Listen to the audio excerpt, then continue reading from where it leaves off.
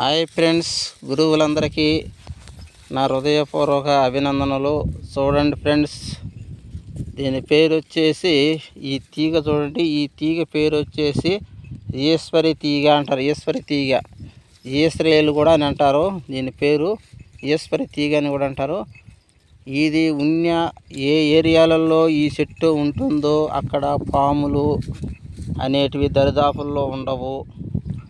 చూడండి, అందుకే ఈ తీగను ఎక్కువగా మనం ఇండ్లల్లో చల్లుకోవాలి. ఇంట్లో పెట్టుకొని మనము సాయంత్రం పూట ఎలాగా పసుపు నీళ్ళు లేదా ఇతర వస్తువులు ఎట్టా చల్లుతామో ఆ విధంగా పసుపు నీళ్ళు ఇంట్లో చల్లుతామో ఆ విధంగా దీనికి కూడా ఈ చెక్క అనేది, ఈ చెక్క కానీ ఏరు కానీ తీసుకొని పోయి దంచి సాయంత్రము 6 గంటల ప్రాంతంలో ఇంటి ముందర మన ఇంటి పరిసరాల ప్రాంతాలలో చల్లినట్లంటే పురుగు పుట్ర ఇంట్లోకి పాములు రాకుండా ఉంటాయని పెద్దవారు చెప్తూ ఉంటారు.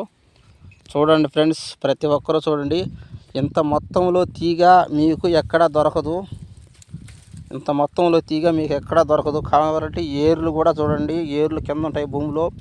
ఇది వచ్చేసి మొత్తం కాండం ఇది. ఓకే ఫ్రెండ్స్, ఈ వీడియో మీకు నచ్చినట్లయితే లైక్ చేయండి, సబ్స్క్రైబ్ చేసుకోండి, గంట సింబల్ నొక్కడం మర్చిపోవద్దు. ఓకే ఫ్రెండ్స్, ఉంటాం మరి.